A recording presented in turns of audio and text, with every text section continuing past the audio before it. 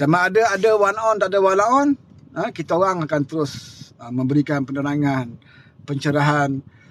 Jadi nak berdepan dengan one on ni, pertamanya kita kena adalah sikit pengetahuan, sikit pengetahuan untuk nak berdepan dengan hujah-hujah mereka, walaupun kadang-kadang hujah mereka ni agak bodoh sikit, tapi kena layan juga. Kena layan juga. Sebab kita tak tahu sama ada mereka dah sememangnya tidak tahu ataupun mereka sengaja nak provokasi kita dengan soalan-soalan yang sebenarnya mereka tahu. Macam semalam, ada pakcik tu dalam live yang ni, dia cerita pasal harga getah. Dia kata Anwar Ibrahim ni semenjak Anwar jadi menjadi Perdana Menteri, kenapa harga getah turun? Kan, saya pun fikir-fikir betul ke? Kita tanya dia berapa harga getah, dia kata RM2.70 sekilo, kan. Dia kata Anwar pegang harga getah turun. Jadi kita pun cek rupa-rupanya sebelum Anwar naik harga getah bawah pada itu. Bawah pada RM2.70. Dan kita masih ingat lagi di dalam pembentangan bajet, pembentangan bajet oleh Anwar Ibrahim, dia sendiri umumkan kenaikan harga getah 20 sen. Kerajaan telah menaikkan harga getah 20 sen. Jadi macam mana dia kata Anwar naik, harga getah turun? Jadi banyak persoalan yang macam tu yang kita, kalau sebagai host, kita kena hadapi benda ni. Dan kita ada sedikit pengetahuan lah. Kalau kita tidak ada pengetahuan, kita akan terpedaya dengan provokasi mereka. Mereka kata Anwar jadi Perdana Menteri, harga getah turun. Kalau kita tidak tahu, kita akan kata betul ke turun, kan? Tapi sebab kita mengikuti perkembangan dari masa ke semasa, maka kita boleh berdepan dengan hujah-hujah seperti ini. Jadi terbukti bahawa mereka membawa persepsi yang salah. Padahal Anwar naik, harga getah naik 20 sen. Sebelum itu Muhyiddin tidak buat apa-apa, Ismail Sabri pun tidak buat apa-apa tentang harga getah. Anwar naik bajet lagi, Anwar dah umumkan kenaikan 20 sen. Dan yang terkini, saya difahamkan, dalam media pun ada share, bahawa Fadilah Timbalan Perdana Menteri sedang berusaha untuk membawa ke kabinet satu perancangan untuk menjadikan harga lantai bagi getah adalah RM3. Ini satu usaha yang baik. Harga lantai, maksudnya minima, paling minima RM3. Jangan diletakkan bawah pada RM3. Sekarang ni RM2.70 contoh. Mana kalau lulus dalam kabinet nanti, tidak boleh lebih pada RM3. Kalau harga getah melambung di dunia, mungkin naik lagi lah. Tapi kalau harga getah jatuh, harga getah dunia jatuh, dia tidak boleh bawah pada RM3. Ini yang cuba dibawa oleh Timbalan Perdana Menteri Fadilah, dan kita doakanlah ramai-ramai supaya benda ini dapat kelulusan daripada pihak kerajaan. Walaupun kita tahu bahawa kerajaan menghadapi menanggung hutang 1.5 trilion, dalam masa yang sama kerajaan terpaksa mempertahankan subsidi yang dinikmati oleh rakyat. Hutang tidak bertambah, kata Anwar Ibrahim. Kita tidak menambah hutang, cukuplah 1.5 trilion. Kita nak hutang lagi. Tak nak hutang lagi, membebankan. Dalam masa yang sama, kita tidak mahu tarik subsidi. Dalam masa yang sama, kita menaikkan beberapa peruntukan kepada negeri-negeri. Tak mudah, saudara. Banyak Perdana Menteri yang dia akan berhutang. Dia ambil jawatan saja, dia akan tambah hutang supaya dia boleh tabur sebanyak mungkin kepada rakyat, dan rakyat akan puji dia. Puji dia. Sebab rakyat tidak kisah kamu dapat duit daripada mana. Kamu nak berhutang ke rakyat, tak ambil tahu. Rakyat tahu apa aku dapat. Ini mentaliti rakyat Malaysia kita ni. Terutamanya orang Melayu. Dia tak peduli kau ambil daripada mana, kau kutip daripada GST ke, kau sakau daripada mana ke, skandal mana ke, kau berhutang, tambah hutang ke, aku tak peduli. Yang aku tahu, apa aku nak, aku dapat. Ini mentaliti yang Anwar nak ubah. Bila dia jadi Perdana Menteri, aku nak bagi kepada rakyat bukan hasil daripada haram, bukan hasil sumber haram. Aku tak nak sakau duit kerana hanya nak ambil hati rakyat. Duit yang aku sakau ni, aku nak bagi kepada rakyat supaya rakyat puji aku. Ini bukan style Anwar Ibrahim. Dan aku juga tidak mahu aku bagi kepada rakyat apa yang mereka nak dengan hasil aku tambah hutang. Sebab bila aku tambah hutang, akhirnya rakyat juga akan tanggung. Apa guna aku bagi duit kepada rakyat, dalam masa yang sama rakyat kena bayar balik hutang. Sama ada mereka kenaikan cukai dan sebagainya. Jadi Anwar, dia nak mahu berpijak kepada bumi yang nyata. Hutang aku tak nak tambah, rasuah aku tak mahu ambil, komisen aku tak mau ambil, aku akan tarik pelabur secara halal masuk ke Malaysia. Aku akan cuba jana ekonomi sebaik mungkin. Aku akan tambah peluang pekerjaan. Aku akan pertahankan subsidi kepada rakyat-rakyat terbawah. Ya, aku akan tarik subsidi ataupun bantuan daripada orang-orang yang maha kaya. Ini cara Anwar mentadbir. Jadi rakyat kena berpijak di bumi nyata. Ya, berpijak di bumi nyata. Kalau kerajaan dahulu, dia cuma cerita dengan rakyat. Rakyat kena ikat perut. Rakyat kena bersabar. Sekarang ini COVID, kami tidak boleh bantu banyak. Kami terpaksa berhutang. Kami terpaksa menambah hutang. Kami terpaksa bagi kamu duit melalui duit simpanan kamu kalau beli SP. Ini yang Muhyiddin Abah kau umumkan 600 bilion. Kerajaan mengeluarkan duit di waktu COVID kerana kerajaan bertanggungjawab kepada kerajaan. Bila kita cek-cek, rupa-rupanya 600 bilion tu termasuk daripada pinjaman kecualian daripada bank, penangguhan hutang bank. Ya, kemudian daripada keluar KLBSP. Berapa kali zaman dia zaman PN ni 4 kali saudara. Duit tabung rakyat dikeluarkan. Kita ingatkan betul-betul lah rakyat tak ada duit. Kita ingatkan betul-betul lah kerajaan waktu itu tak ada duit. Sehingga terpaksa menyuruh rakyat keluar korek tabung masing-masing. Jadi kita bersangka baik lah. Kita ingat, memang betul lah kerajaan tak ada duit. Kan? Rupa-rupanya duit ada saudara. Ke mana pergi? Dia pergi kepada syarikat jana wibawa. Ini isu dia. Bila kita kata, dia kata kita fitnah. Kan? Jana wibawa diberitahu oleh Muhyiddin syarikat untuk membantu Bumiputera sewaktu COVID. Ni alasan dia lah. Kan? Memula rakyat percaya. Waktu itu dia kerajaan. Jadi kita tak tahu apa-apa, kita percaya. Bila tumbang saja kerajaan PN, kita ambil alih, baru kita tahu. Kita kena kencing 33 bulan. Kita kena kencing 33 bulan. Jana wibawa diwujudkan bukan untuk bantu Melayu, tetapi untuk bantu parti pemerintah, terutamanya parti yang dipimpin oleh si Tompok. Kemudian dalam syarikat jana wibawa itu yang dapat manfaat juga adalah daripada bukan Melayu. Ini terbukti disebut namanya sewaktu nak dibawa ke mahkamah siasatan. Ya, kita tunggulah siasatan. Kita tidak mengatakan, confirm kamu ambil, tak. Tapi ceritanya, suasananya, situasinya sedemikian rupa. Dan kita tunggu perbicaraan. Dulu Muhyiddin juga cabar. Ya, kenapa tuduh saya? Saya berdebat dengan penceramah, saya 1 sen pun saya tak ambil duit rakyat. Masa dia ceramah. Ingat kan? Si Tompok ceramah. 1 sen pun saya tak ambil. Memanglah 1 sen saya pernah. Kan? Rasuah ni saudara, dia bukan bermaksud masuk dalam poket kita saja. Ya? Rasuah bukan bererti hanya masuk poket kita baru rasuah. Tak. Ya? Poket kita ke, poket anak bini kita ke, saudara mara kita ke, kroni kita ke, atau parti kita. Mana-mana duit yang masuk untuk kepentingan kita ataupun puak-puak kita daripada sumber yang tak betul, daripada komisen rasuah, itu merupakan satu kesalahan. Satu kesalahan. Kamu ambil komisen yang tidak wajar dimasukkan ke dalam akaun parti, maka presiden parti akan bertanggungjawab. Kenapa membenarkan parti menerima duit yang tidak sepatutnya diterima.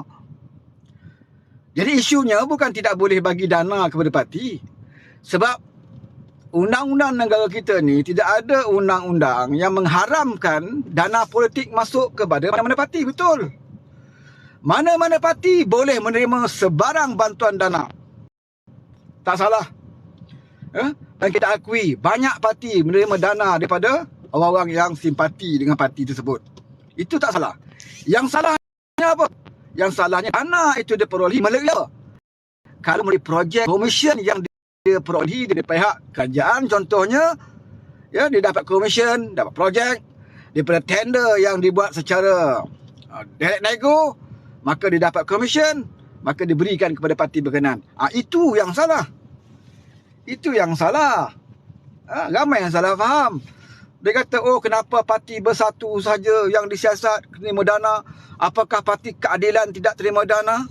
Apakah parti amanah tidak terima dana?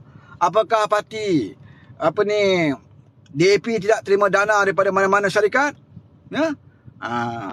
Dia tak faham. Yang sebenarnya bukan isu terima dana. Isunya kamu terima dana itu secara halal ataupun haram. Itu isu dia. Itu isu dia. Sebab dalam Malaysia ni memang tidak ada undang-undang parti politik dilarang menerima mana-mana dana ataupun sumbangan daripada luar. Tak ada undang-undang. Dana yang baik, bersih, sumbangan yang baik yang tidak perlukan kepada pembalasan ataupun rasuah, tidak ada masalah. Tidak ada masalah. Jadi ini yang berlaku 33 bulan yang lalu. Jadi apabila Anwar jadi Perdana Menteri, dia nak reset corak pentadbiran negara. Walaupun dia tidak boleh buat keseluruhannya, tapi daripada awal dia menjadi Perdana Menteri, dia cuba untuk melakukan secara beransur-ansur. Sebab itu fokus dia yang pertama adalah untuk membasmi kemiskinan tegak. Dalam masa yang sama, dia tidak mahu menambah hutang. Cukuplah 1.5 trilion itu, setakat itu. Dia akan cuba tidak mahu menambah hutang. Dalam masa yang pertama, dia akan mempertahankan defisit dalam perbelanjaan. Ini cara dia. Jadi tentulah ada kesan kepada kita sedikit. Tentulah ada kesan kepada rakyat. Bila reset satu-satu perkara, sedikit sebanyak ada kesan dia. Tapi yang penting, jangan usik keperluan asas rakyat, iaitu harga barang terkawal. Tidak ditarik subsidi. Ramai dia kata, oh ayam naik. Ayam naik apanya? Ayam masih lagi di dalam harga kawalan, harga subsidi. Zaman Perikatan Nasional sampai ke peringkat RM12 sekilo. Sekarang di bawah Menteri, harga kawalan RM10 lebih sekilo. Kalau dekat Selangor ni ada jualan ramah ni, sampai sebelum raya itu hari dia ada buat. Ada yang beli RM10 satu ekor. RM10 satu ekor. Bukan sekilo, satu ekor. Setiap don, ada berapa ratus don di Malaysia mengadakan jualan rahmah. Yang menjual harga-harga barang sehingga 10% hingga 30%. Sempena Aidil-Adha baru-baru ini. Ini satu usaha. Kita faham tidak mencukupi, tetapi daripada kamu tidak berbuat apa-apa, lebih baik kamu berbuat sesuatu untuk membantu rakyat sebaik mungkin. Sebaik mungkin.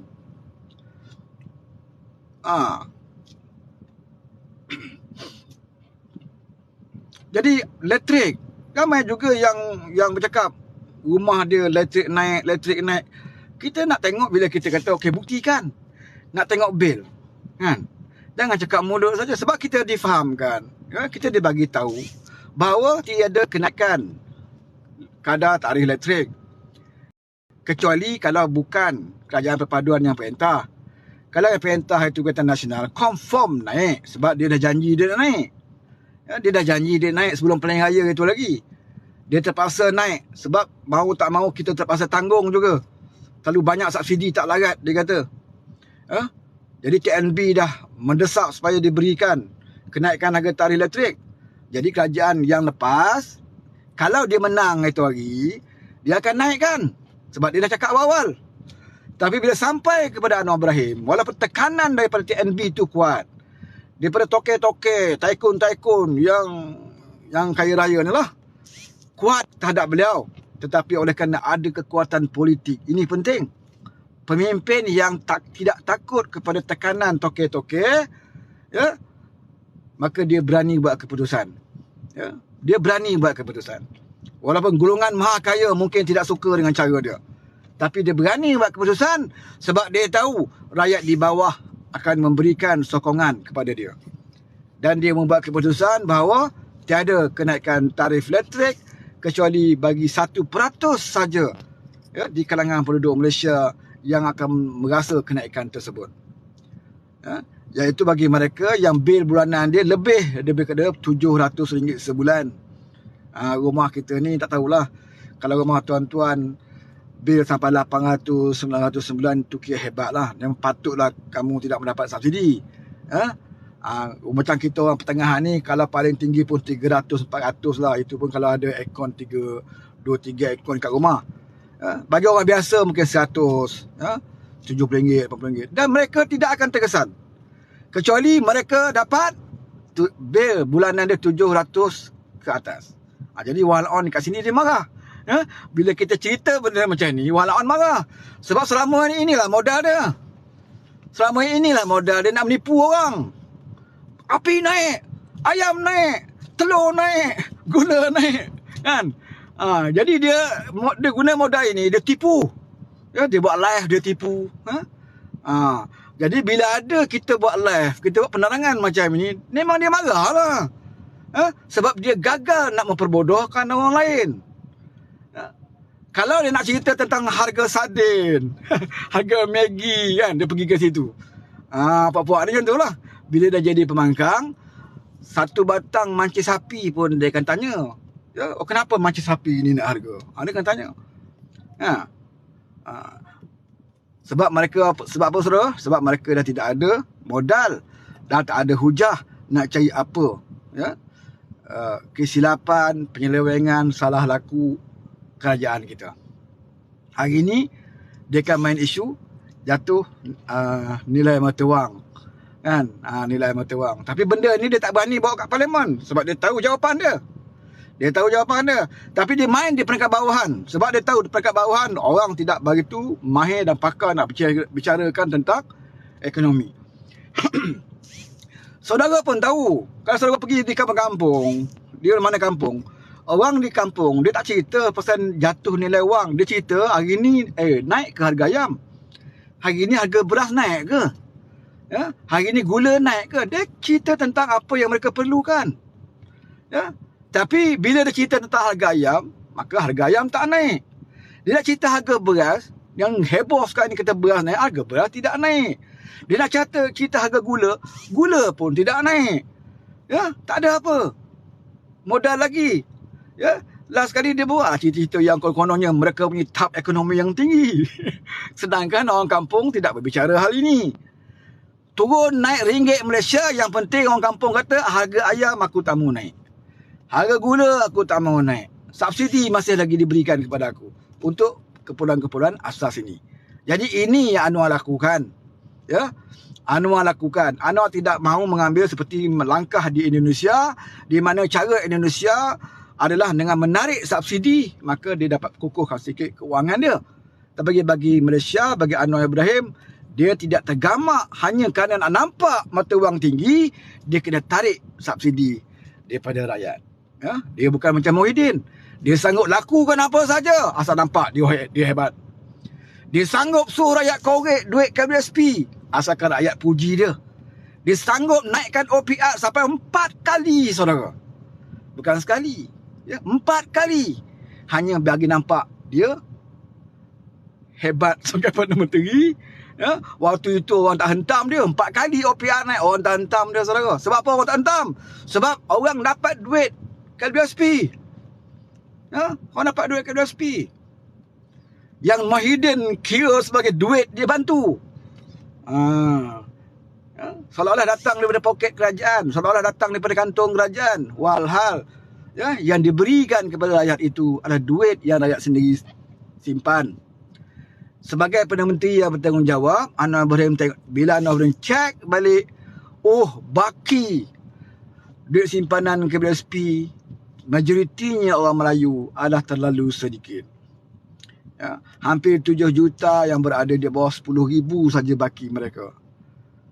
Anwar merasa sedih apabila melihat baginikah orang Melayu dilayan.